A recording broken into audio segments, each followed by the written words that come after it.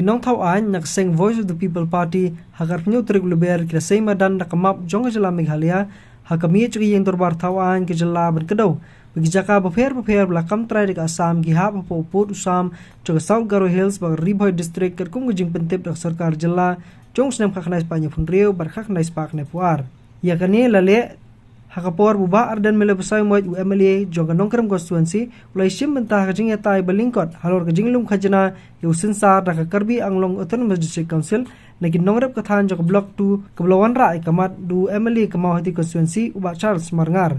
And if you look at this map, sir, you'll find that all those areas which have been claimed by the Assam government are very much inside this map.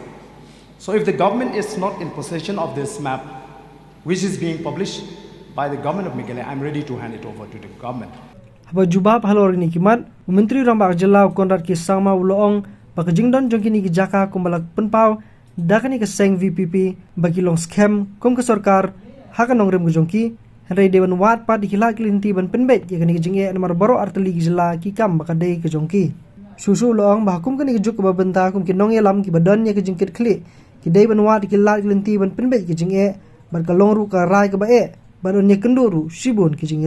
point is that government of Meghalaya has always ensured that the maps that we have been giving in the past, the claims that we have had, if those areas were not included in it, then it would mean that we have already surrendered those areas to Assam. So obviously, sir, those areas will be shown as our claim in our maps. And that's precisely what we have done. And he has shown that map, sir, so I'm thankful to him. He has only stressed on the point that Meghalaya government is firm on the map that we have given, and we have not surrendered those areas. So that's very, very clear. We can decide on not to engage.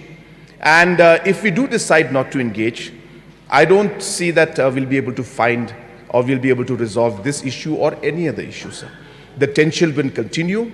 There may be more incidents where more lives may be lost. There may be more complicated matters that may come up. And as I said, and we could continue this for the next 50 or 100 years and just stick to our positions and say, well, let whatever happen in the border areas, let the people of the border areas suffer, let the people of the border areas go through difficult phases, let them pay taxes, but we are not going to find any solution, or we're not going to engage with our counterparts. We could go with that solution also, sir. But that is not what we feel is the correct way.